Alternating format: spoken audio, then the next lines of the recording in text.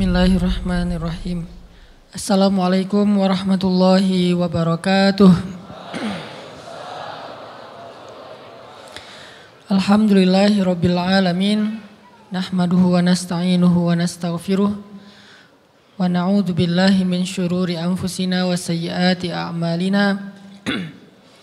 May yahdihillahu fala mudilla lahu wa may yudlil fala hadiyalah. Asyhadu an la ilaha illallah wahdahu la syarikalah. Lahul mulku wa lahul hamdu wa huwa ala kulli syai'in qadir. Wa asyhadu anna Muhammadan abduhu wa rasuluhu la nabiyya ba'dah. Allahumma salli wa sallim wa barik ala sayyidina Muhammadin wa ala alihi wa sahbihi ajmain. Rabbi syrah li sadri wa yassir li amri wahlul 'uqdatan min lisani yafqahu qawli. Teman-teman sekalian yang dirahmati Allah Subhanahu wa taala, malam ini kita bicara tentang salah satu di antara inti dari iman kepada Allah Subhanahu wa taala. Bisa dibilang hampir semua cabang iman itu intinya adalah sabar. Kita bicara amal soleh apapun dalam Islam, intinya juga sabar. Kita bicara tentang realitas hidup, intinya juga sabar. Dan bahkan kalau kita bicara tentang apa jalan untuk masuk ke surga, banyak. Bisa dengan ibadah, bisa dengan akhlak, bisa dengan ritual, bisa dengan moral, bisa dengan banyak cara untuk masuk ke surga, tapi semua cara itu intinya sama, sabar. Makanya ketika para ulama membahas bab sabar, maka mereka mengatakan bab sabar ini seperti saudara kembarnya bab iman, bab ikhlas. Ikhlas, sabar. Ini dua saudara kembar. Sehingga kalau kita bicara tentang Islam, kita pasti bicara tentang dua hal ini. Pertama ikhlas, kemudian sabar. Ikhlas dan sabar ini nanti menjadi modal kita untuk istiqomah sampai akhir hayat kita. Maka pada malam ini kita akan ngomongin tentang masalah sabar. Walaupun ini bukan tema baru, bukan materi yang saya pikir baru pertama kita dengar. Tapi saya yakin semua kita tetap harus belajar tentang sabar. Karena walaupun 1000 kali kita dengar tentang bab sabar, toh pada kenyataannya kita kadang kalau mau jujur kepada diri kita sendiri, kayaknya kita belum menjadi orang yang penyabar. Syarat menjadi orang yang penyabar bukan sering mendengar wawasan tentang sabar. Baru disebut orang yang penyabar bukan gara-gara dia tahu ayat dan hadis-hadis sabar. Orang yang penyabar itu adalah orang yang sering ngalamin ujian dan dia bisa lewatin ujian-ujian itu, baru disebut penyabar. Walaupun kadang dia nggak tahu ayatnya, walaupun dia nggak hafal hadisnya, walaupun dia nggak tahu wawasan dan ceramah dengan materi tentang sabar, tapi bisa jadi dia lebih penyabar daripada kita yang duduk dalam majelis ilmu tentang bab sabar. Makanya kita butuh terus untuk belajar sabar, di-refresh lagi dengan kajian-kajian kayak gini. Mudah-mudahan dengan sifat sabar kita akan mendapatkan banyak kebaikan dari Allah Subhanahu wa taala. Bicara tentang sabar, kita coba awali dulu dengan tilawah Al-Qur'an, satu pembukaan surat yang isinya persis tentang masalah sabar, yaitu surat Al-Ankabut, surat 29 dari ayat pertama. Surat Al-Ankabut, surat 29 dari ayat pertama.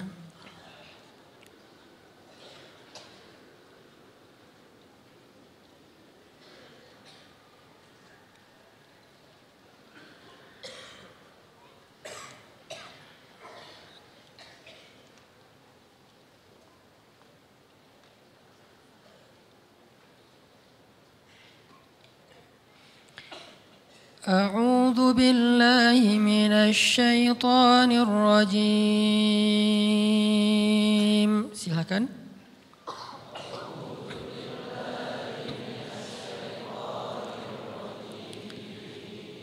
Bismillahirrahmanirrahim.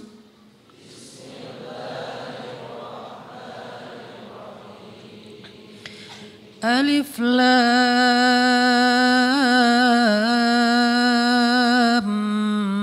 Mim.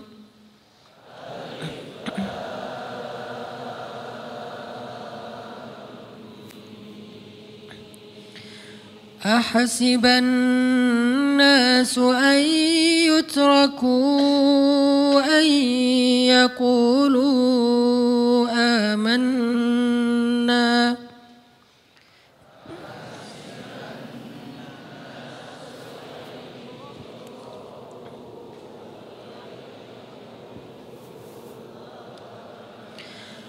an yaqulu amanna wa hum la yuftanun.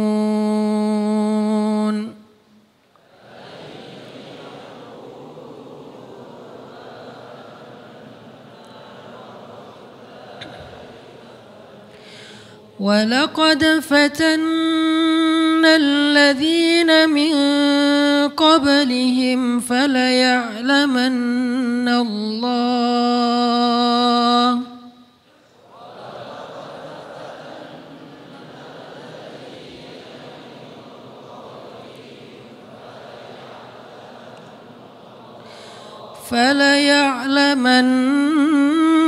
اللَّهُ الَّذِينَ صَدَقُوا وَلَيَعْلَمَنَّ الْكَاذِبِينَ.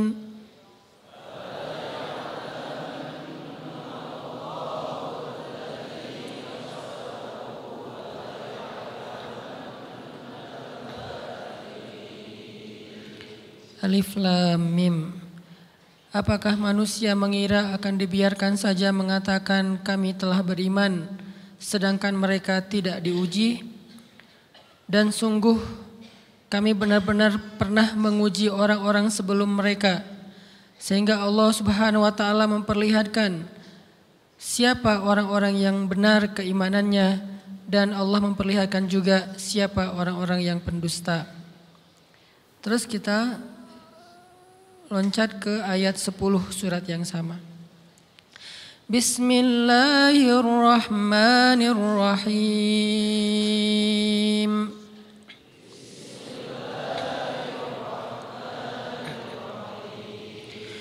Wa minan nasi man yaqulu amanna billah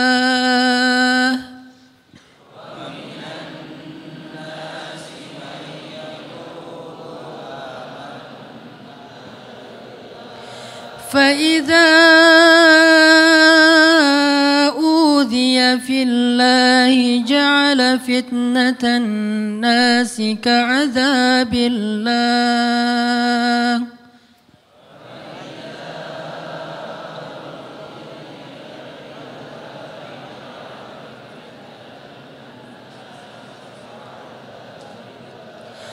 وَلَئِنْ جَاءَ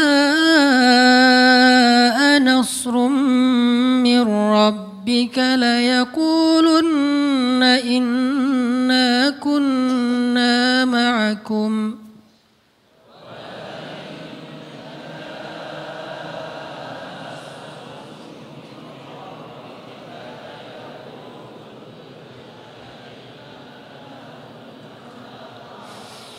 أَوَلَيْسَ اللَّهُ بِأَعْلَمَ بِمَا فِي صُدُورِ الْعَالَمِينَ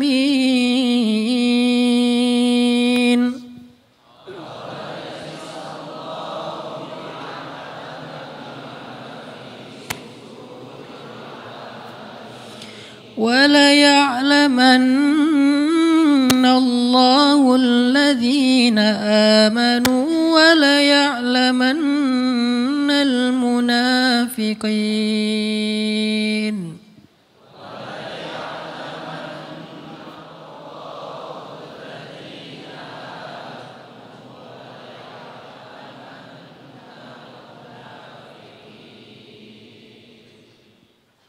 Dan di antara manusia ada orang yang berkata, kami beriman kepada Allah. Namun apabila ia diuji di sisi Allah, ia menganggap ujian manusia itu sebagai azab dari Allah. Dan sungguh jika datang pertolongan dari Tuhanmu, mereka pasti akan berkata, sesungguhnya kami ikut bersama kalian. Bukankah Allah lebih mengetahui apa yang ada di dalam dada setiap manusia? Dan sesungguhnya Allah benar-benar mengetahui orang-orang yang beriman, dan sesungguhnya Dia mengetahui orang-orang yang munafik. Shadaqallahul azim. Teman-teman yang dirahmati Allah Subhanahu wa taala, di ayat kedua surat Al-Ankabut, Allah menyampaikan sebuah sindiran.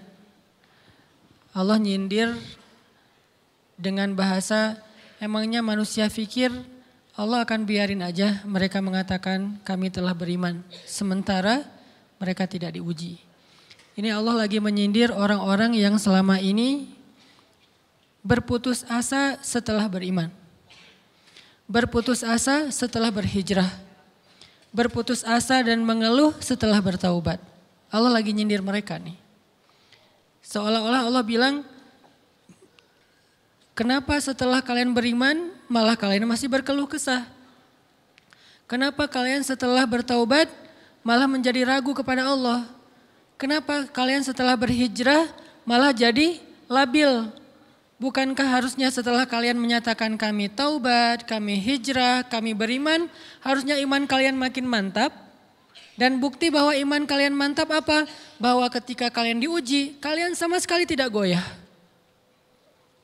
Jadi Allah Subhanahu wa taala seolah-olah mengatakan bahwa ujian adalah tabiat iman. Bahwa ujian adalah tabiat iman. Bisa diuji dengan ujian yang kita tidak suka, bisa juga diuji sebaliknya dengan ujian yang kita suka. Bisa diuji dengan ujian yang sifatnya fisik, bisa diuji dengan ujian yang sifatnya harta, bisa juga diuji yang lebih berat lagi dengan ujian yang sifatnya perasaan. Yang jelas semuanya diuji. Bisa diuji dengan ujian musibah, bisa juga diuji dengan godaan-godaan dari syaitan yang melalui hawa nafsu kita. Bisa diuji dengan kemarahan, dipancing oleh orang lain untuk marah, dipancing di sosmed untuk ngebalas komen-komen mereka, dipancing untuk berdebat, dipancing untuk akhirnya kita saling menjudge, saling menjatuhkan, saling menjelekkan. Ini semuanya bentuknya ujian. Makanya Allah Subhanahu wa taala mengatakan di pembukaan surat Al-Ankabut, kalau ujian itu adalah tabiat iman. Ujian dan keimanan itu nggak bisa dipisahkan. Apa hubungan antara iman dengan sabar? Sehingga Allah Subhanahu wa taala menilai keimanan seseorang itu dengan cara mengujinya. Apa hubungan antara iman dengan sabar? Ternyata ciri yang paling jelas orang yang imannya baik adalah sabarnya. Makin baik imannya, harusnya makin kuat kesabarannya. Jadi orang yang paling beriman itu tidak dilihat dari wawasan agamanya. Itu lebih kepada orang yang berwawasan luas, yang ilmunya banyak. Tapi belum tentu orang yang wawasannya luas adalah orang yang paling baik imannya, belum tentu. Bukankah iblis itu wawasannya luas? Dia mengerti banyak hal yang bahkan kita gak ngerti. Iblis ngerti tentang dunia di langit. Iblis mengerti tentang alam yang ada di surga, alam yang ada di akhirat. Iblis tahu, bahkan udah masuk surga. Jadi ilmu iblis lebih banyak daripada kita sekarang. Tapi kenapa iblis malah tidak sebanding antara ilmunya, wawasannya dengan ketakwaan dan kesolehannya? Karena iblis tidak sabar dengan sebuah ujian. Ujian iblis apa? Eksis. Itu ujiannya iblis. Dia udah lama eksis, followersnya banyak. Setiap dia posting, orang berlomba-lomba jadi first like. Setiap dia posting, di repost rame-rame. Di YouTube viral, channelnya tuh paling banyak subscribersnya. Iblis. Coba cari nanti di YouTube, iblis. Ada gak channel?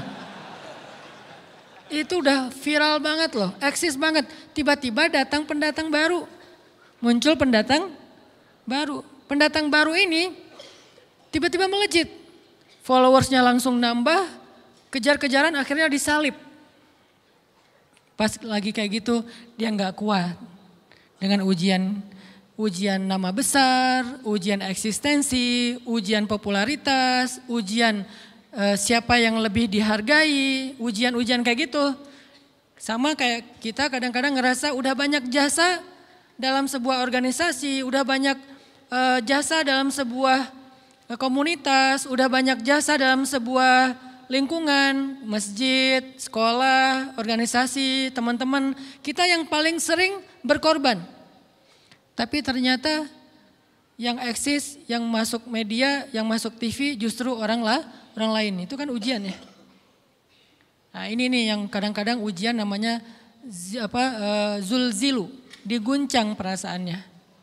Bukan diuji dengan fisik, kadang-kadang ujian sakit, capek, lelah, buat kita bisa kita lalui tuh dalam sebuah organisasi nih.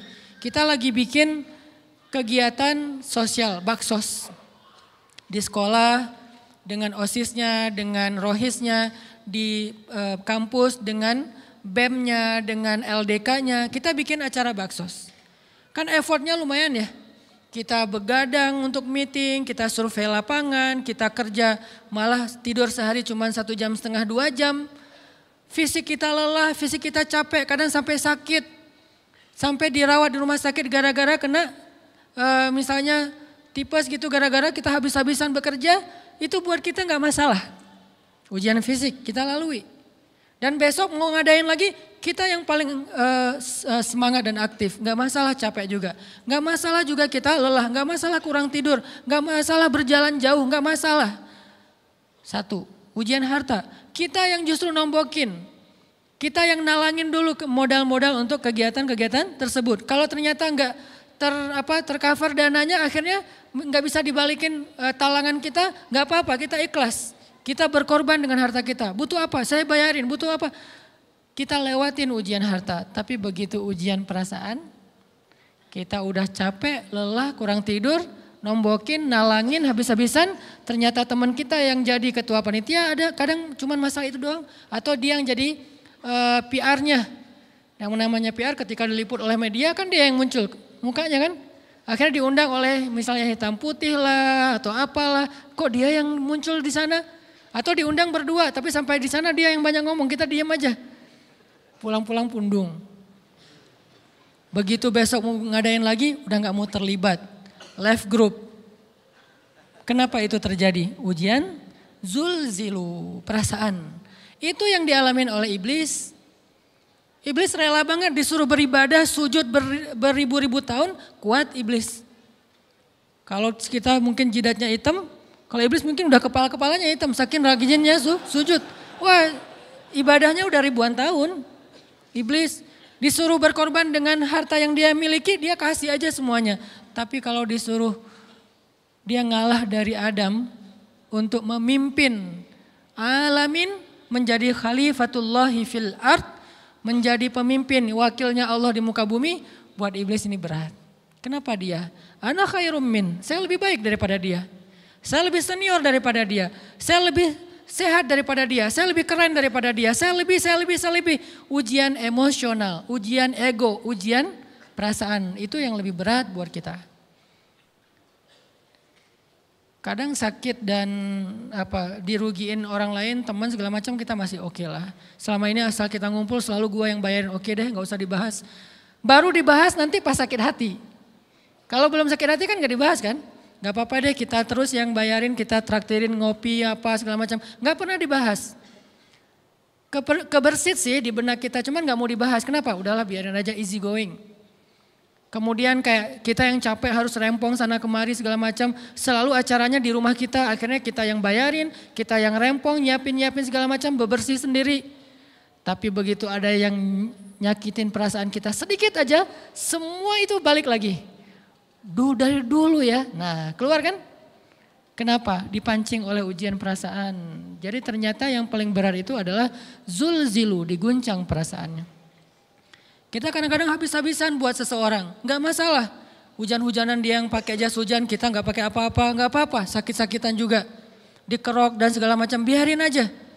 Kalau perlu misalnya kalau bannya lagi kempes dia naik Grab, kita dorong-dorong motor terus cari tempat segala macam sampai tengah malam. Enggak apa-apa deh buat dia. Apa sih yang enggak buat kamu? Begitu dia selingkuh, keluar semuanya.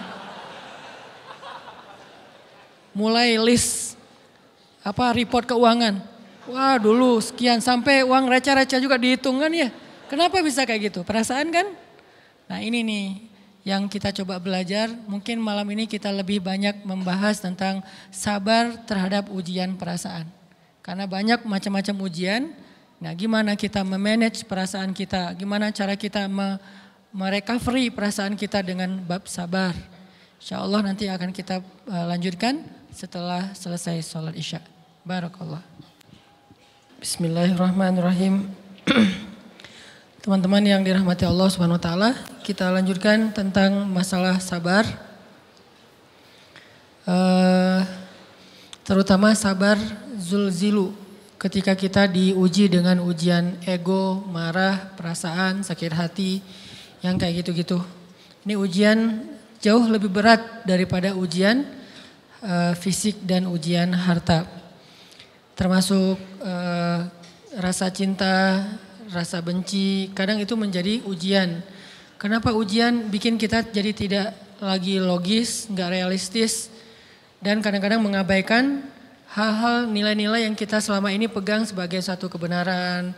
Kita ngabaikan batasan-batasan syariat. Ini semuanya ujian dari Allah Subhanahu wa taala. Sehingga tidak disebut orang yang beriman kecuali ketika Allah Subhanahu wa taala melihat dia sabar dalam ujian. Kalau dia nggak sabar dalam ujian, malah di dalam pembukaan surat Al-Ankabut tadi Allah menggolongkan mereka termasuk orang-orang yang munafik. Apa arti yang orang munafik? Orang yang mengaku beriman tapi sebetulnya dia tidak beriman. Apa salah satu buktinya? Dia tidak sabar. Jadi kalau kita mau menilai diri kita mukmin atau munafik, dan ini bukan materi untuk menjudge orang lain. Oh ternyata dia itu munafik. Bukan.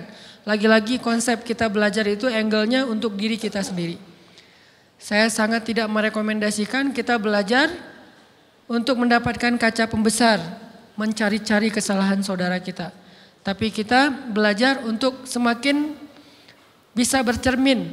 Untuk menemukan aib dan kekurangan diri kita. Jadi semakin kita tahu ilmu agama, semakin kita tahu ayat dan hadis, semakin kita punya cerminan untuk menilai diri kita dan memperbaiki diri kita. Bukan nyari kaca pembesar untuk memperjelas aib-aib dan kesalahan orang lain. Kalau kita pengen menilai diri kita ini orang yang mukmin atau munafik, caranya lihat aja kita sabar nggak nih, terutama dalam masalah emosional. Dalam masalah ego, dalam masalah marah, dalam masalah hawa nafsu, dalam masalah perasaan cinta, dalam masalah benci segala macam. Masih bisa nggak kita adil bahkan kepada orang yang kita benci? Adil kepada orang yang kita benci. Adil kepada musuh sekalipun.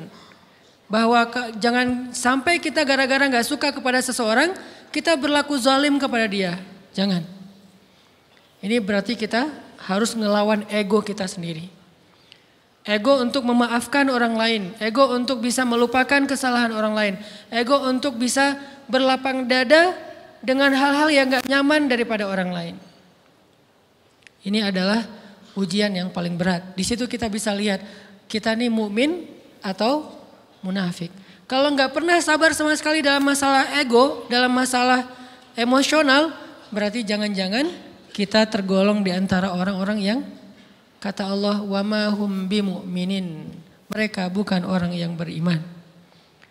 Kata Allah di surat Al-Ankabut, mereka itu adalah wala ya'lamannallahul munafikin, orang-orang yang munafik. Nauzubillah min dzalik. Kalau kita merasa pernah sabar terhadap emosi kita, sekarang kita lihat sesering apa kita sabar terhadap emosi kita. Maka derajat seorang mukmin tergantung tingkat kesabarannya. Ada yang orang sabar hanya kalau disakiti dengan satu kata. Ada yang sabar dengan satu kalimat. Ada yang sabar dengan satu paragraf. Ada yang sabar dibully rame-rame juga dia sabar. Berarti lahum darajatun inda rabbihim. Orang beriman juga bertingkat-tingkat. Dan tingkatan itu tergantung tingkat kesabaran kita dalam menghadapi ujian, salah satunya ujian emosional kita, perasaan kita. Sehingga teman-teman yang dirahmati Allah SWT, salah satu program kita untuk terus mengembangkan diri, program untuk tumbuh, program untuk memperbaiki diri kita di hadapan Allah itu adalah coba kita program dalam sehari aja, terus kita nilai berapa kali kita berhasil ngelewatin ujian emosional. Bukan cuma marah, termasuk cinta, benci, tersinggung, sakit hati, kayak gitu-gitu. Berapa kali kita bisa berhasil melewati itu dalam sehari. Gak usah seminggu, sehari aja. Di jalan, sama temen, di grup WA, di IG, di Twitter, di mana gitu. Coba kita lihat berapa kali kita bisa menahan diri kita dan bersabar. Bukan berarti tidak respon ya, bukan berarti pasif. Kita bisa merespon tapi dengan cara yang elegan. Kita bisa merespon tanpa harus memperlihatkan emosional yang meledak-ledak. Bukan berarti ketika disakiti orang, dihina dan segala macam kita diam aja. Gak selalu kayak gitu. Kadang-kadang kita perlu merespon untuk mengklarifikasi, tabayun kalau kata orang-orang yang dalam ilmu fikih. Kita harus tabayun, tapi tabayun dengan marah itu beda. Tabayun dengan mencela itu beda. Sehingga kita mencoba menahan diri berpikir, aduh capek kalau gitu. Tapi kan ini bagian dari pembelajaran. Makin terbiasa kayak gitu, terbiasa elegan, maka otomatis jadi nggak terlalu repot lagi. Kan awal-awal bersikap pengen yang bijaksana, yang elegan, yang dewasa. Itu kan kadang-kadang harus diusahain ya. Karena belum mengkarakter. Harus mikir dulu gimana ya sikap yang paling dewasa, gimana ya sikap yang paling bijaksana, gimana ya sikap yang paling wise, gimana ya sikap yang paling elegan, masih mikir. Tapi setelah berkali-kali kita latihan, lama-lama itu menjadi spontanitas kita. Dan kalau udah bisa kayak gitu, insya Allah kita sudah mulai meniru nih akhlak Nabi Muhammad SAW. Ini ujian perasaan banget. Kalau tadi saya ngasih contoh diselingkuhin itu sebetulnya cuman bercanda ya. Karena diselingkuhin ini pastinya bukan ujian, tapi musibah. Pengkhianatan ya, tidak ada tempat. Gimana kita ngelawan perasaan kita kalau lagi kayak gitu? Gimana kita ngelawan perasaan kita kalau lagi diuji? Gimana cara kita bersabar? Karena iman dan sabar itu bisa dibilang satu paket. Gak disebut orang beriman kalau gak sabar.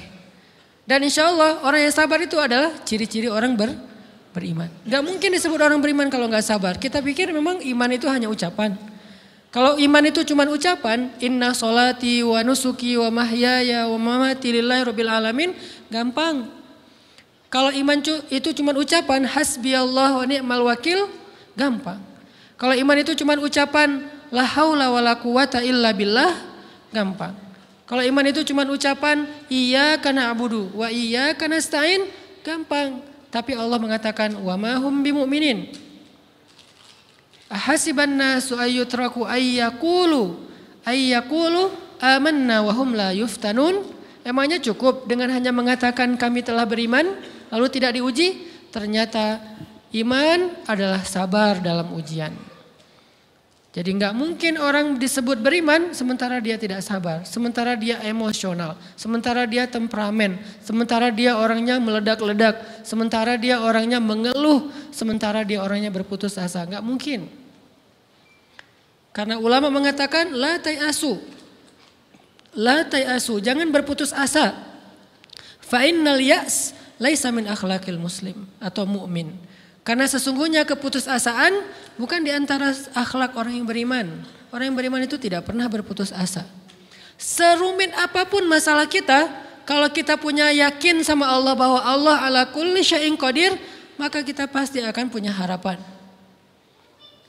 Kalau kita yakin bahwa Allahu Akbar, sebesar apapun masalah kita, Allah lebih besar daripada masalah kita kan? Bukankah kita mendengar Allahu Akbar, Allahu Akbar. Ada gitu yang lebih besar daripada Allah? Harusnya kita tidak pernah berdoa kepada Allah sambil mengatakan ya Allah saya punya masalah besar. Itu sama aja dengan kita ngeledekin Allah. Sama aja kayak kita datang ke teman kita bilang gini, saya mau pinjam duit. Enggak akan banyak kok, saya tahu kamu kalau kebanyakan kamu enggak akan sanggup. Kan enggak mungkin kita ngomong gitu kan ya. Saya lagi banyak hutang nih. Saya mau minta tolong sama kamu, insya Allah saya enggak akan minta seutuhnya. Saya tahu kamu juga kurang duitnya. Saya minta dikit-dikit aja lah. Kan enggak gitu kan cara kita minta tolong. Sama aja kita doa, ya Allah saya punya masalah besar. Ngomong ke Allah punya masalah besar. Kalau kita ngomong ke manusia kayak gitu wajar. Tapi ke Allah, ya Allah saya punya masalah kecil nih. Apa? Ada hutang sedikit, berapa? 100 M. Allah kan ghaniyun, maha kaya. Jadi jangan pernah mengatakan 100 M itu besar di hadapan Allah. Kita ngeremehin Allah banget. Bukankah Allah maha kaya? Jangan pernah mengatakan bahwa musibah kita, ditinggalkan orang yang kita cintai, dibully seluruh dunia, itu besar di hadapan Allah. Bukankah Allah cukup buat kamu, kata kamu? Inna sholati wa nusuki wa mahyaya hasbiyallahu ni'mal wakil. Jadi Allahu Akbar. Sehingga kalau kita berdoa, ya Allah saya punya sedikit masalah.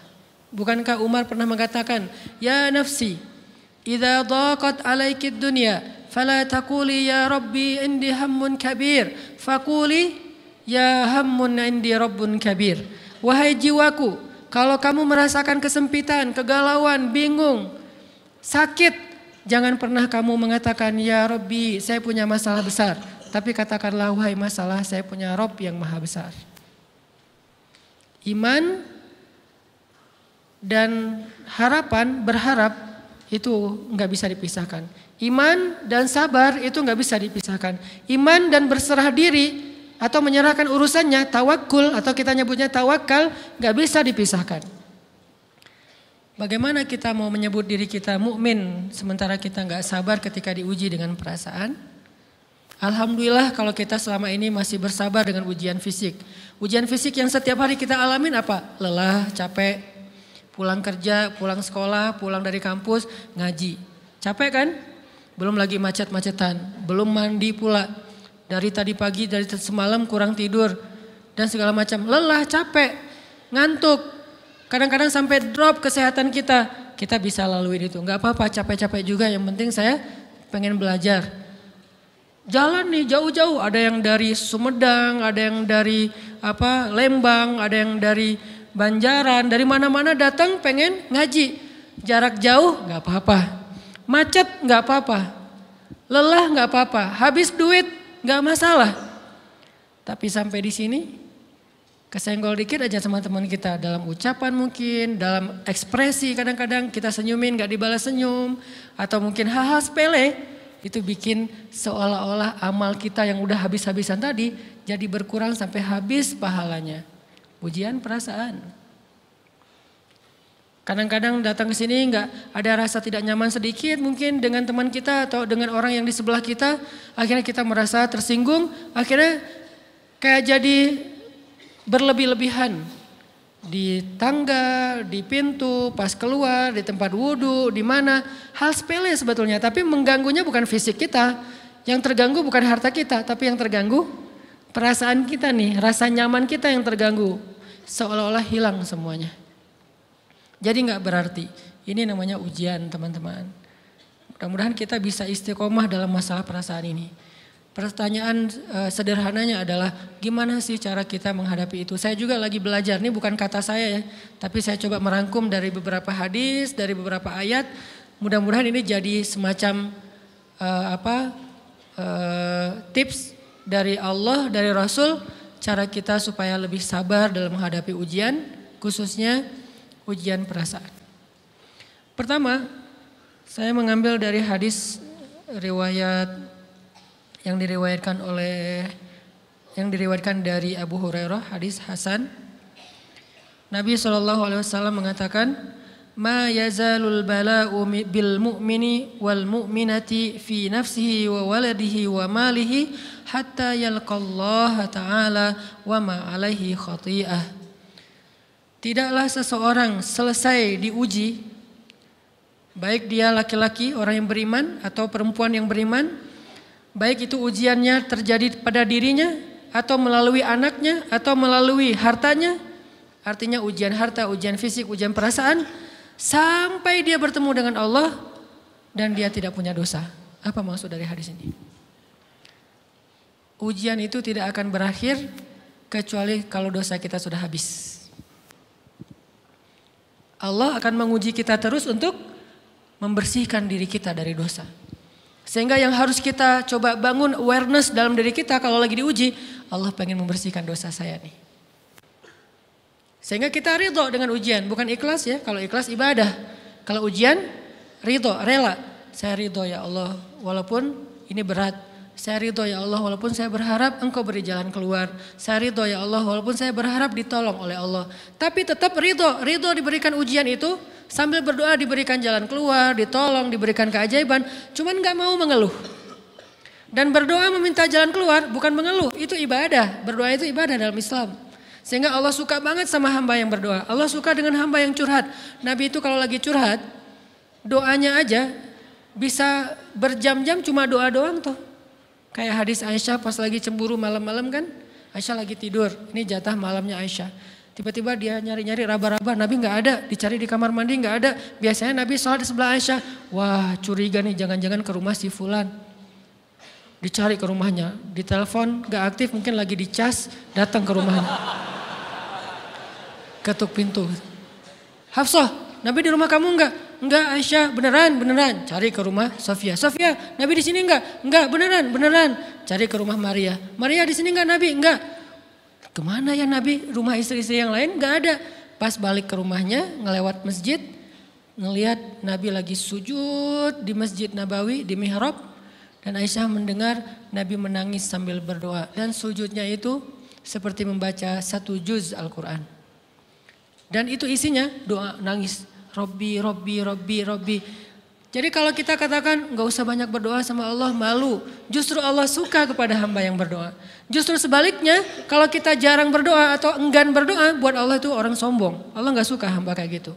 Kamu gak butuh saya, sama kayak kita lagi ada masalah, punya teman yang punya kelebihan harta, terus kita kayak bingung gitu nyari kesana kemari pinjaman, dia gak dikasih tahu. Pas dia tahu dari orang lain, dia ngomong apa? Kamu gak nganggap saya ya? Emangnya saya bukan teman kamu? Kok kamu punya masalah keuangan tapi saya gak dikasih tahu, malah saya tahunya dari orang lain? Tersinggung kan? Kalau teman kita aja tersinggung, apalagi Allah. Kamu punya masalah kok gak ngomong ke saya, wahai hambaku? Bukan berarti Allah gak tahu, Allah tahu, cuman Allah berhak, bukan ingin ya, berhak untuk dilibatkan. Allah berhak untuk dicurhatin.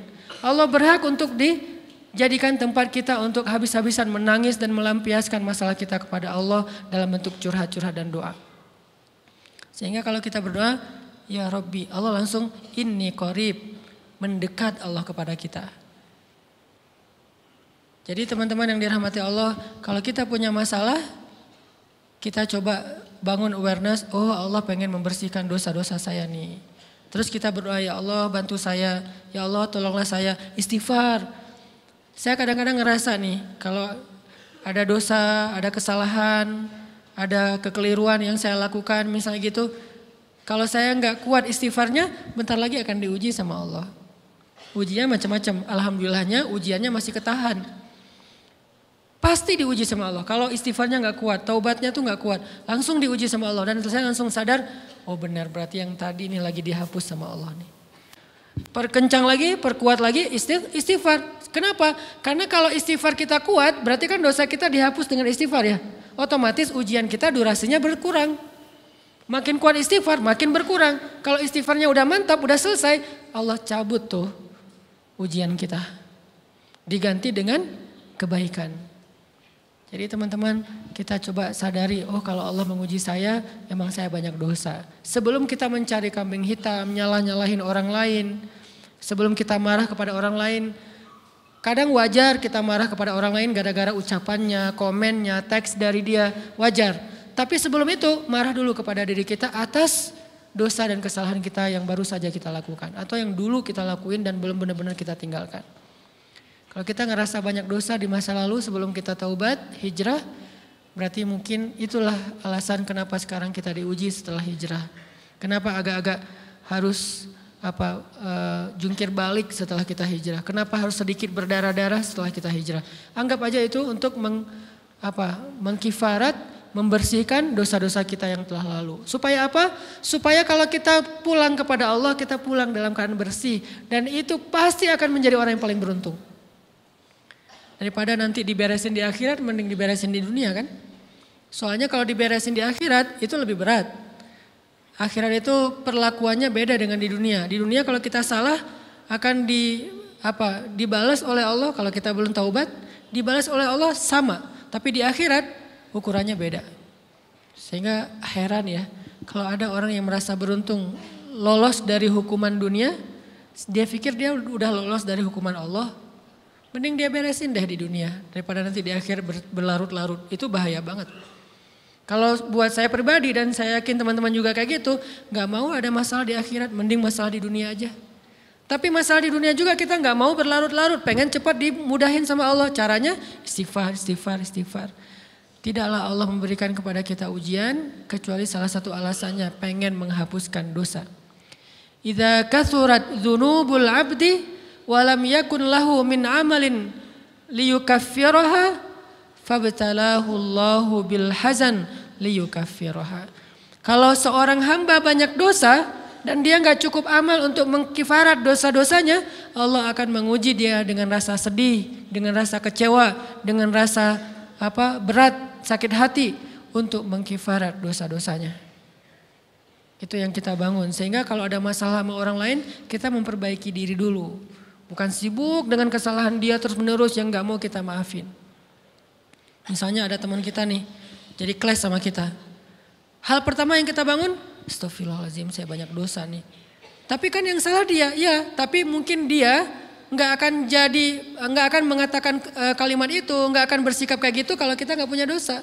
Allah sengaja mengutus dia untuk menguji kita lewat kata-katanya, lewat perilakunya, karena kita punya dosa. Jadi penyebab pertama diuji itu bukan teman kita yang salah, itu penyebab kedua. Memang dia salah dan itu harus kita akui, realistis lah. Dia salah, dia nggak pas, dia nggak bijak, dia apa. Oke, tapi yang mentakdirkan dia salah kepada kita Allah Subhanahu wa taala. Kenapa Allah takdirkan gitu? Karena kita masih punya banyak dosa. Allah kirim kita ujian, bisa manusia, bisa alam, bisa dalam diri kita sendiri. Itu semuanya adalah cara Allah untuk menguji kita dan membersihkan dosa-dosa kita. Ini yang kita bangun pertama. Yang kedua, kata Nabi di dalam hadis Bukhari, "May yuridillahu bihi khairan." Yang terkenal kan yufaqihu fiddin, itu yang terkenal. Ternyata ada dua modelnya. Ada may yuridillahu bihi khairan yufaqihu fiddin. Siapa yang Allah pengen kasih dia kebaikan kebaikan, Allah akan buat dia mengerti halal dan haram. Itu berarti Allah sayang sama dia. Ini satu model hadis. Ada model yang kedua, mirip redaksinya. May yuridillahu bihi khairan yusib min. Hadis Bukhari. Siapa yang Allah pengen ngasih dia kebaikan, Allah uji. Hah?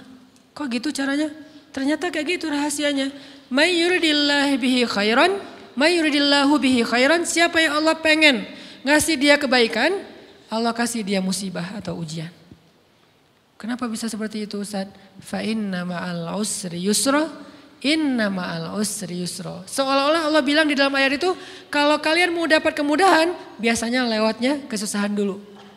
Kalau kalian pengen dapat keberuntungan, biasanya dapatnya kerugian dulu. Tapi keberuntungan dan kerugiannya pasti gak sebanding. Keberuntungannya jauh lebih besar daripada kerugiannya. Kerugian itu kayak modal doang, DP. Jadi kalau kita mau dapat kejutan dari Allah, Allah kasih kita DP. DP-nya apa? Ujian, DP-nya musibah, DP-nya rasa gak nyaman. Itu DP tuh. DP terhadap apa? DP dari Allah terhadap hadiah-hadiah besar yang Allah pengen ngasih ke kita setelahnya. Cuman banyak orang yang menolak DP ini. Sama kayak kita misalnya. Kalau kita mau ngasih dia hadiah, kita kasih dia kayak kejutan dulu. Dia lagi ulang tahun nih, disiram air dulu. Setelah itu dikasih hadiah-hadiah yang mahal. Rela gak disiram air demi hadiah? Rela, udah siramin lagi aja. Kalau setelahnya ada hadiah. Yang kita gak rela, kalau setelah disiram, disuruh bersih-bersih sendiri dan gak dikasih apa-apa. Kan gak rela tuh. Berarti ini bab iman. Yakin gak kalau Allah tetap ngasih hadiah? Kan sabar dan iman itu ternyata tahu aman, kembar. Kalau kita yakin Allah ngasih hadiah setelah ngasih kita DP ujian, ya kita akan sabar. Gak apa-apa deh, bentar lagi mau dikasih hadiah, digini-giniin juga gak masalah. Dibully, diapain sama Allah, biarin aja. Ya Allah saya sabar, kan bentar lagi mau dikasih hadiah nih. Ini masalah yakin. Tapi kalau kita gak yakin, apa sih maunya Allah gitu kan. Begitu kalimat ini keluar, maka yang muncul setelahnya adalah mengeluh, berputus asa, dan gak akan sabar menghadapi ujian. Ujian, kata Nabi, may yuridillahu bihi khairan, siapa yang Allah pengen kasih hadiah, siapa yang Allah pengen kasih kejutan, siapa yang Allah pengen kasih pertolongan, siapa yang Allah pengen kasih kebaikan, yusib min, Allah akan uji dia dulu. Ini sunnatullah, sehingga kalau kita lagi diuji, yang kita lihat jangan ujiannya, apa setelah itu.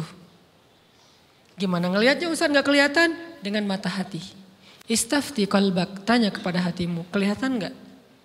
Dengan mata hati. Gimana ngelihat dengan mata hati? Dengan iman, saya percaya Allah pasti ngasih kebaikan setelah ini. Orang Allah sendiri yang ngomong, gak ada satu huruf pun di Al-Quran yang salah. Apalagi satu ayat, apalagi dua ayat. Fa inna ma'al usri yusra, ditegesin lagi. Inna ma'al usri yusra. Tapi usr dulu, baru yusr. Dikasih kesusahan sedikit, dikasih kemudahan yang banyak. Dikasih kesusahan sedikit, dikasih kemudahan yang banyak. Ini yang kita coba bangun tajdidul iman. Bangun memperbaharui yakin. Sehingga ketika kita diuji, sedih, wajar. Mengaduh sedikit bukan mengeluh ya. Kalau mengeluh kan nyalahin Allah. Kalau ngaduh, yang namanya orang dicubit kan, itu ngaduh. Tapi kalau, apa sih maunya Allah? Nah itu ngeluh. Antara mengadu dengan mengeluh berbeda. Mengadu itu manusiawi. Sedih itu manusiawi. Air mata bahkan bukan hanya manusiawi, itu rahmat dari Allah. Orang yang gak bisa menangis itu yang bahaya.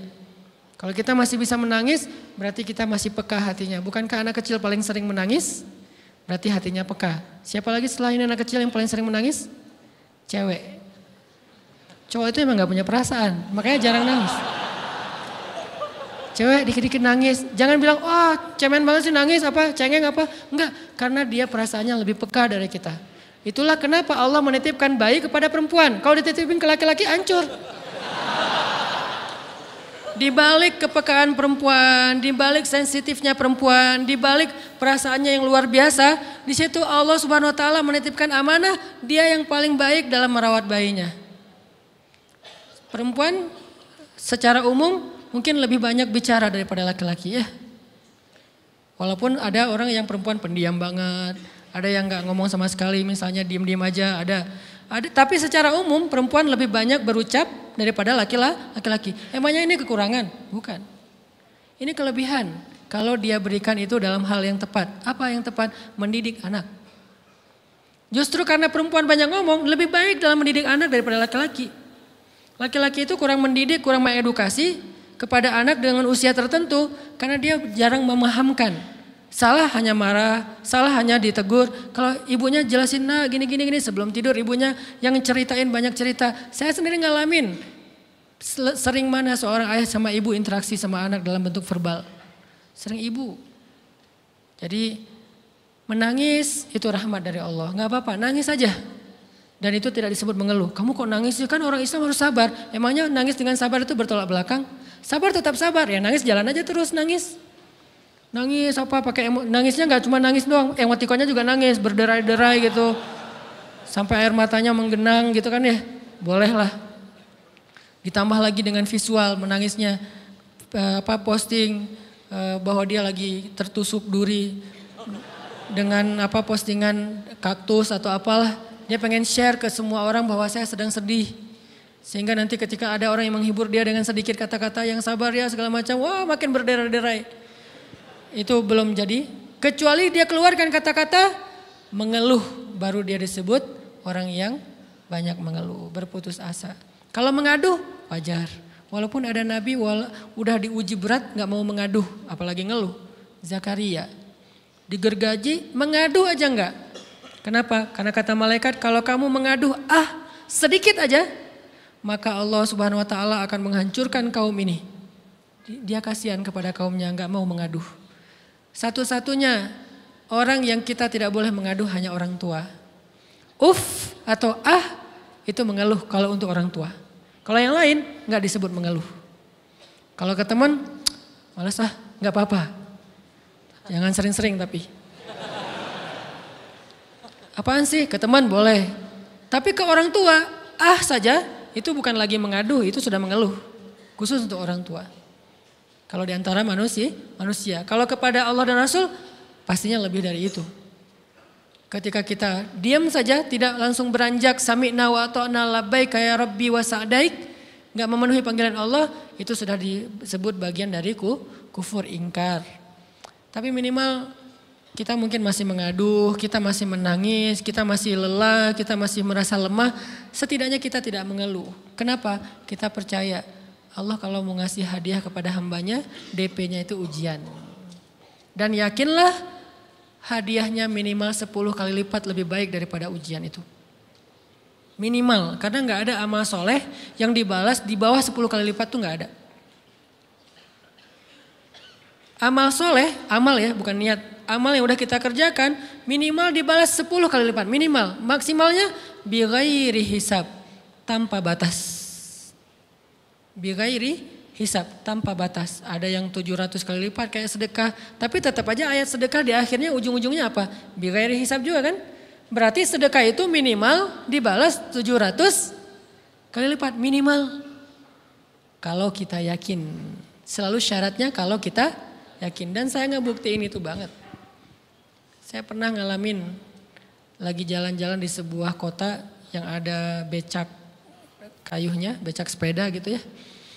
Jalan terus saya bilang, Pak berapa ongkosnya? 20.000. Udah naik aja 20.000. Karena kita keliling-keliling kota, ternyata saya jadi kasihan sama dia 20.000. Kasihan kan 20.000 dibayar keliling kota, walaupun pas mampir beberapa tempat mungkin dia dapat tips ya. Tapi saya nggak tega gitu, dia cerita tentang anaknya lagi sekolah, apa segala macam, makin bikin baper kan. Pas selesai, saya kasih dia 100.000. Dari 20.000 dikasih 100.000 karena kasihan. Dan saya yakin, nggak mungkin sedekah itu sia-sia. Kan Nabi bersumpah kan, demi zat yang jiwaku di dalam genggamannya, tidak berkurang harta karena sedekah. Demi Allah kata Nabi, nggak berkurang harta karena sedekah. Berkurang harta karena belanja? Ya. Berkurang harta karena pacaran? Banget. Modal banget kan? Apalagi buat cowok. Tapi berkurang harta karena sedekah? Gak mungkin kata Nabi. Demi Allah gak berkurang harta karena sedekah. Berkurang harta karena istri? Enggak. Karena memberi kepada istri itu pahalanya lebih gede daripada sedekah. Makanya ngemodalin pacaran setelah nikah itu tumbuh berkah. Modal pacaran sebelum nikah itu apes. Jadi kalau pengen modal nih, ngemodalin cewek, traktir, ngapa-ngapain, bayarin, jangan sebelum nikah. Sebelum nikah jadi orang pelit aja, nggak apa-apa. Tapi setelah nikah, jor-joran ngasih, apalagi yang, bayarin semuanya. Kenapa? Pahalanya lebih gede daripada sedekah. Bahkan lebih gede daripada infak fi sabilillah. Seorang suami memberi nafkah istri, itu pahalanya terkadang lebih besar daripada kita berinfak untuk fi sabilillah, untuk korban perang. Saya heran kalau ada orang sedekahnya rajin tapi ke istrinya kikir, aneh, berarti dia nggak ngerti konsep. Padahal memberi kepada istri itu selama itu kebutuhan pokok ya, dan sedikit entertain, nggak apa-apa asal nggak berlebihan, itu luar biasa. Makanya saya kalau jalan sama istri yang mana? Itu yang Onit suka. Oh ya Onit suka. Kasih aja, kenapa? Minta ini, kasih. Selama ada kan kenapa nggak dikasih kan ya? Nanti Allah ganti. Makin rajin kita ngebayarin istri kita, ngebelanjain istri kita, makin Allah ngasih yang kita nggak pernah duga-duga. Sampai istri kita cemburu sama kita. Kok kamu duitnya banyak banget sih? Kan gara-gara aku sering ngasih ke kamu. Ya udah sini lain lagi. Mau ditransfer berapa gitu kan ya? Saya ngasih 100.000 ke si bapak. Dan saya yakin teman-teman sedekahnya pasti lebih dari itu karena 100.000 saya sebut. Kalau 1 juta ke atas saya nggak mau nyebut, malu dong, ria ya.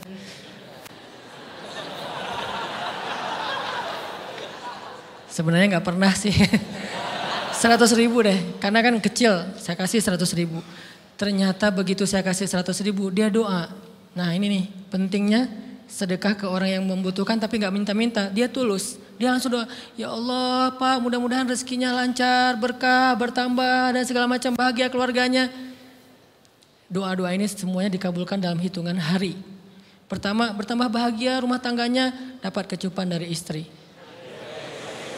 Dia nganggap suami saya cowok banget sih. Mulai satu nih. 2, demi Allah selang 15 jam enggak kalau nggak salah, karena waktu itu malam, besok paginya ada orang yang ngejar-ngejar saya pengen ngasih hadiah. Ustadz, saya pengen ketemu Ustadz. Maaf saya nggak bisa ketemu sekarang, lagi rush, lagi tight schedule gitu-gitulah, sok-sok gaya nggak jelas gitu ya. Terus Ustadz saya pengen banget ketemu, dia nggak ngomong pengen ketemu apa. Kalau dia bilang mau ngasih duit kan langsung saya prioritaskan kan ya. Berhubung dia nggak ngomong, ya udahlah. Saya sosok jual mahal gitu, tapi yang namanya rezeki kan gimana kita tolak, dia datang kan. Saya nolak, pokoknya sebentar aja 5 menit gak akan ganggu waktu Ustadz. Ya udah besok pagi ya pas breakfast gitu, pakai gaya-gaya dikit breakfast. Pas breakfast, oh ya siap Ustadz, jam berapa? Jam 8, udah janjian jam 8. Mungkin orangnya nih dengar live streaming, Pak jazakumullah khair jaza. Makasih banyak, mudah-mudahan Allah tambahkan rezekinya. Terus beliau besok mau flight ke luar kota jam 8. Akhirnya ngubungin lagi malamnya, Pak Ustadz maaf gak bisa ketemu besok. Karena saya jam 8 itu jadwal terbang. Oh ya udah gak apa-apa, seneng dong saya gak jadi ketemu kan. Tahu gitu kan nyesel saya tuh, seneng. Besok pagi jam 6, Pak Ustadz alhamdulillah ternyata penerbangan saya di delay ke jam 11. Allah delay penerbangannya demi ngasih rezeki buat saya. Kan luar biasa kan. Ini hikmah kepedean saya, kegeeran kepada Allah gitu. Di delay demi saya. Kan kadang-kadang GR ya di depan Allah ya. Robbi akraman kan gitu ayatnya. Allah memuliakan saya dengan istighfar tetap. Akhirnya saya bisa ketemu Ustaz. Saya nggak baca WA-nya.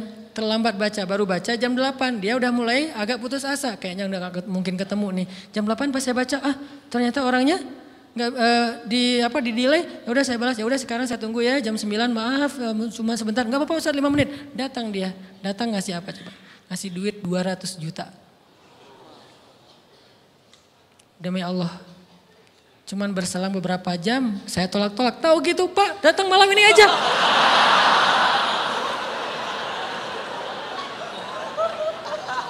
Harusnya malam itu juga saya cari orangnya. Kalau perlu saya yang nyamperin Bapak. Sherlock, saya kejar. Manusia gitu banget ya. Tapi Masya Allah di situ saya jadi tahu, oh doa orang itu lebih akurat, lebih mantap, lebih diijabah daripada doa saya. Mungkin bukan karena sedekah, tapi karena doa setelah sedekah. Ya Allah dan segala macam dimudahkan sama Allah. Itu luar biasa loh. Saya nggak percaya, saya pikir main-main, orang ini iseng kayaknya pengen ketemu doang, pengen selfie. Ternyata pas saya cek, ditransfer, di capture, Ustadz udah ditransfer. Saya, jangan-jangan ini jebakan Batman gitu ya. Nyari-nyari sana segala macam. Alhamdulillah ternyata emang niat baiknya pengen, alhamdulillah saya terkesan, saya dapat hidayah lewat Ustaz segala macam. Sekarang saya pengen membalas jasa Ustaz walaupun kecil 200 juta. Untung saya nggak kaget dan kemudian pingsan. Pak 200 juta stroke kan ya, bahaya. Lebih mahal dari 200 juta. Ini keajaiban ya teman-teman. Jadi kita tuh, saya kan sering bilang keajaiban itu terjadi tergantung tingkat iman. Bukan saya udah soleh banget enggak. Saya belajar terus untuk yakin deh sama Allah. Modal kita tuh kan gini sebetulnya kan. Duit kita tuh banyak loh teman-teman. Cuman gak disimpan di bank, gak disimpan di saku. Disimpannya di sisi Allah. Bedanya apa sih? Kenapa kita kalau disimpan di bank tenang? Saya lagi punya duit banyak dari 100 juta. Di mana? Di bank. Aman. Kenapa kalau disimpan di saku? Aman. Tenang. Kenapa kalau disimpan di Allah gak tenang? Kenapa kalau disimpan di Allah kita bilang gak punya duit? Ini kan gak fair sama Allah. Gak punya duit nih. Siapa bilang gak punya duit? Kan ada Allah. Tinggal minta sama Allah. Tapi gak ada wujudnya. Tapi kan ada janjinya. Bukankah janji Allah lebih kuat daripada wujud? Bukankah iman harusnya lebih mantap daripada sesuatu yang konkret yang kita lihat? Ada duitnya di sisi Allah. Kenapa gak dikasih? Karena kita belum butuh. Kalau kita yakin duit kita itu ada di Allah. Tapi dikasihnya pas kita butuh. Begitu butuh ya Allah langsung dikasih sama Allah. Itu banget benar-benar terjadi dalam kehidupan kita. Pasti kayak gitu. Tingkat tergantung kita yakin apa enggak. Nih, kalau Allah bilang, "May yuridillahu bihi khairan", Allah kalau pengen ngasih hadiah kepada seorang hamba, Allah kalau pengen ngasih kejutan kepada seorang hamba, yusib. Allah kasih dia ujian sedikit aja. Walanabluwannakum sedikit, bisyai'im minal khawf wal ju' wa naqsim minal amwal wal anfus wath thamarat wa basyiris sabirin. Kami uji sedikit aja dengan rasa lapar, dengan rasa takut, dengan sedikit kekurangan ini dan itu, sedikit. Tapi wa basyiris sabirin, sampaikan kejutan kepada orang yang bersabar. Sampaikan kejutan kepada orang bersabar. Jadi bisa dibilang kejutan-kejutan hidup kita itu munculnya dengan iman dan sabar. Dengan iman dan sabar. Iman artinya yakin, husnuzon sama Allah. Ana inda dhanni abdi bi. Aku tergantung prasangka hambaku kepadaku. Sabar. Wasta'inu bis sabri was shalah. Minta pertolongan Allah caranya dengan sabar. Kemudian dengan sholat. Pasti Allah tolong. Ustaz, saya udah sabar. Sabar lagi. Isbiru wasabiru. Kalau udah sabar, bersabar lagi. Sampai kapan Ustaz? Sampai Allah Subhanahu wa taala benar-benar mengakui kesabaran kita. Setelah itu Allah pasti kasih. Terus apa yang harus saya lakukan Ustaz? Buktikan di hadapan Allah kita itu hamba yang penyabar. Jangan bilang ya Allah, saya akan sabar. Jangan, tunjukin aja. Ya Allah, kurang apa lagi dari saya? Tunjukin aja. Nanti Allah sendiri yang akan memberi kita gelar sabirin. Sehingga Allah bilang wabasyiris sabirin. Sampaikan berita gembira kepada hambaku yang sabar. Dan kalau Allah udah ngasih berita gembira, itu beruntun loh. Kita sabar kayak Allah tahan dulu nih ya. Kejutan Allah tahan dulu hadiahnya buat kita tuh. Ditahan, tahan. Makin lama makin sulit pastinya. Makin lama makin berat, makin lama makin berat. Begitu dibuka kerannya itu gak ada selesai-selesainya. Sampai kita kebingungan. Loh kok datang terus-terusan. Kayak gitu cara Allah memperlakukan hambanya. Nabi Ayub. Sakit pertama, sakit fisik. Sakit kedua, sakit hati. 2 penyakit Nabi Ayub. Fisik pertama, beliau lumpuh, beliau sakit. Sakit hatinya apa?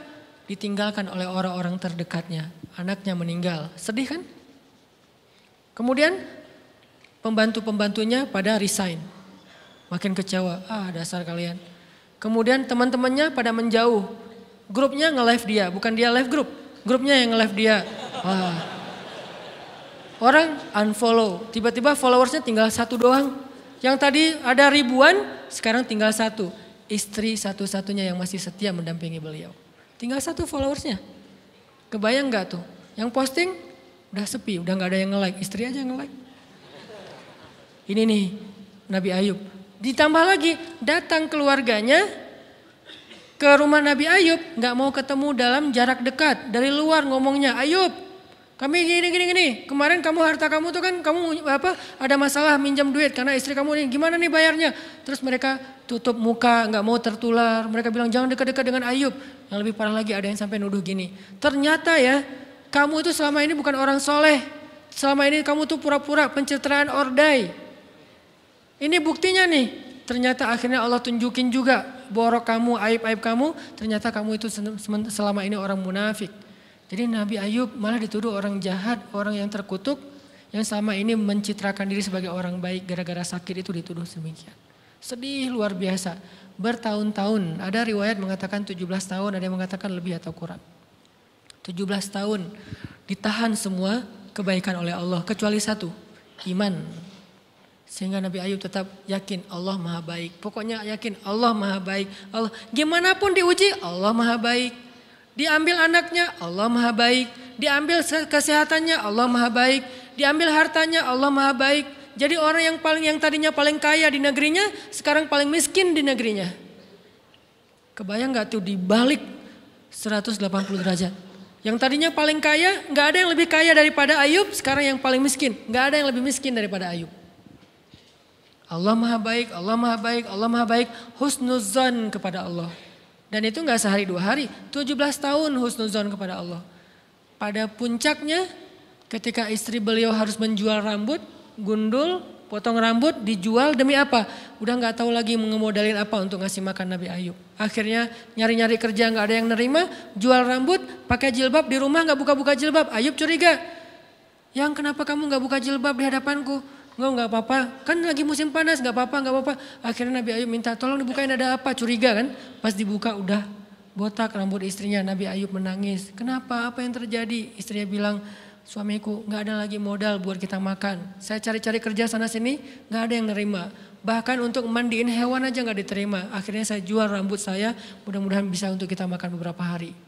Istrinya keluar, Nabi Ayub menangis, baru Nabi Ayub berdoa. Itu juga doanya malu-malu dan husnuzon. Malu-malu, husnuzon. Gimana kalimatnya? Rabbi massaniyaddur. Ya Allah, saya sakit. Gitu doang ngomongnya. Bukan, ya Allah udah sekian tahun saya sakit, saya gini, saya gitu. Enggak. Ya Allah, saya sakit. Wa anta arhamur rahimin. Tapi tetap ya Allah buat saya engkau yang paling baik. Coba masih ngomong gitu. Arhamur rahimin. Gak apa-apa. Jadi seolah-olah mau ngomong ya Allah saya sakit. Tenang-tenang saya gak ngeluh ya Allah engkau tetap yang paling baik. Gitu coba Nabi Ayub ke Allahnya tuh. Langsung Allah munculkan mata air di bawah kaki Nabi Ayub. Tiba-tiba beliau jadi basah, mandi, sembuh semua penyakit, rontok dengan semua luka-lukanya. Dan wajah Nabi Ayub semua tubuhnya menjadi muda. Yang usianya tadi udah 80-an tahun, tiba-tiba menjadi di antara 35 tahun. Itu usia ideal. Maaf ya, saya usianya kurang lebih segitulah.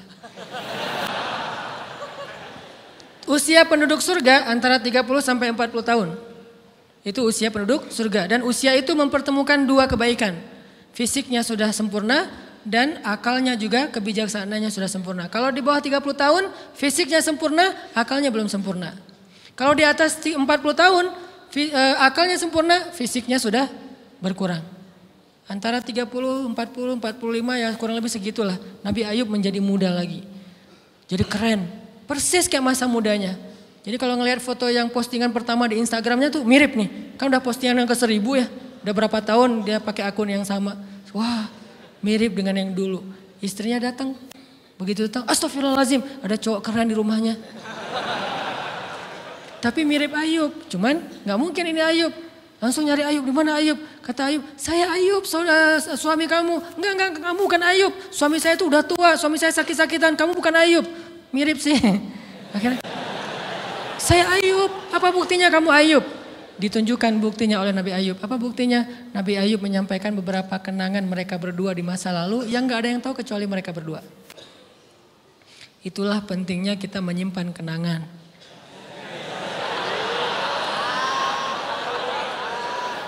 Kalau ada masalah gitu kan, nauzubillah harus operasi wajahnya. Kamu bukan suami saya. Ada buktinya apa? Ada satu hal yang cuma kita berdua yang tahu.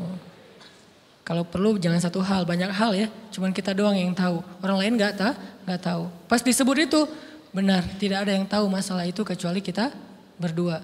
Akhirnya dipeluk Nabi Ayub ngajak istrinya untuk mandi di mata air yang sama. Istrinya mandi langsung muda lagi. Setelah itu Allah SWT beri mereka harta yang sangat banyak. Lihat kalau Allah udah buka, pertama fisiknya disempurnakan lagi. Kemudian Allah turunkan air hujan. Diturunkan hujan bukan air. Hujannya dinar dan dirham. Di belakang rumah Nabi Ayub itu ada tempat penampungan gandum gitu kan. Ada 2 tempat penampungan. Turun hujan pertama dinar.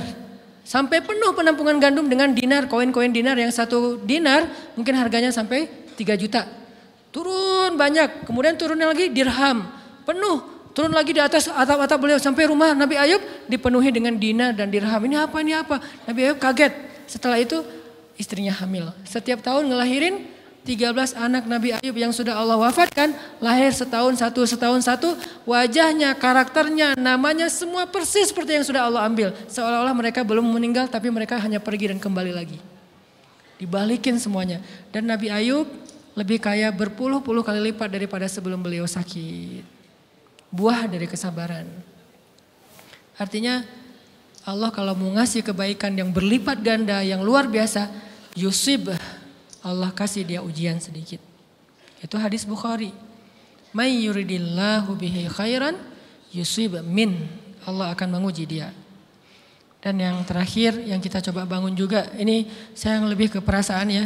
Kalau amaliyahnya mungkin ustadz-ustadz lain mengajarkan amal riyadhah buat sabar segala macam. Ini lebih ke perasaan. Satu, kita yakin emang kita layak dikasih hukuman kayak gini, emang kita banyak dosa. Jangan terlalu besar kepala, saya nggak layak dihukum, saya nggak layak diperlakukan kayak gini. Kalau manusia ke kita wajar kita ngomong kayak gitu. Saya nggak layak diperlakukan kayak gini sama dia, oke. Tapi oleh Allah layak banget karena emang kita banyak dosa. Makanya kalau kita nggak kuat lama-lama digituin, banyak istighfar. Yang kedua, husnuzon, lebih keperasaan nih. Oh Allah pengen ngasih saya kejutan. Sabar, sabar, sabar. Sampai kapan? Sampai Allah benar-benar melihat kesabaran kita. Yang ketiga, nah ini juga lebih keperasaan. Allah itu kalau kangen kepada kita, ngasih kita ujian. Terutama kita yang kalau nggak dikasih ujian, jarang romantis sama Allah. Kalau udah dikasih ujian, Allah Akbarnya tuh bergetar gitu. Allahu Akbar. Kenapa banyak ujian? Tapi kalau lagi normal, sholat mah sebelah kaki, santai aja. Kalau perlu bersandar gitu ya. Sholatnya nggak wudhu, tayamum cepet-cepetan, biar gampang gitu. Kan tayamum juga boleh Ustaz, kayak gitu-gitu lah. Kenapa? Kalau lagi normal, doa Rabbana atina fid dunya hasanah. Kalau misalnya baca dalam sholat, qul huwallahu ahad, itu juga dibagi 3 rakaat. Tapi kalau lagi diuji, Alif Lam Mim, Toha, Yasin, semua dibaca pembukaan surat. Khatam 30 juz teh. Kenapa? Lagi diuji. Sholat panjang, doa ya Allah habis-habisan. Baru takbir udah nangis, Al-Fatihahnya nangis. Terus kalau ini baca Al-Quran, Bismillahirrahmanirrahim, khusyuk gitu. Tahajud, belum malam dia udah tahajud gitu. Tahajud, kirain udah saking semangatnya. Maksudnya apa belum malam dia udah tahajud? Dari sore udah kangen malam. Kapan ya malam, kapan ya tengah malam, kapan ya saya pengen tahajud, kangen dengan tahajud. Kan ada orang kayak gitu, saya kenal beberapa orang yang katanya hanya menunggu malam aja setiap hari. Setiap pagi kapan ya malam, pas malam bahagia tahajud, pagi lagi kapan ya malam. Artinya belum malam udah tahajud, saking kangennya dengan tahajud, rindu banget sama Allah, romantis banget dengan Allah. Khatam Al-Quran berkali-kali dalam seminggu. Begitu dia dikasih jalan keluar, menjauh sampai lupa sama Allah. Sehingga kalau Allah kangen sama dia, Allah kasih dia ujian dikit. Ta'ala ya abdi, kesini wahai hambaku, kesini. Biar kita berdua-duaan lagi nih. Kalau gak mau digituin, tetaplah dekat kepada Allah walaupun kehidupan kita dalam keadaan mudah. Tetaplah romantis sama Allah, tetaplah gampang tersentuh oleh ayat-ayat Allah walaupun hidup kita dalam keadaan normal. Mudah-mudahan 3 rahasia ini bisa menjadikan kita berhusnuzon dan terbangun awareness kita ketika kita lagi diuji. Terutama ujian-ujian yang spontan muncul dari kata-kata teman kita, dari sikap orang lain. Langsung ingat, oh saya emang ada dosa yang mau Allah hapus. Oh habis ini mau dikasih kejutan. Oh Allah lagi pengen dekat sama saya. 3 hal ini mudah-mudahan terus kita latih. Awarenessnya yang dilatih bukan hadis-hadisnya yang dihafal. Mudah-mudahan ketika diuji spontan kita langsung sadar. Langsung balik on the track. InsyaAllah Allah subhanahu wa ta'ala istiqomahkan kita. Fis sarra wa fit dharra. Dalam keadaan suka maupun dalam keadaan duka.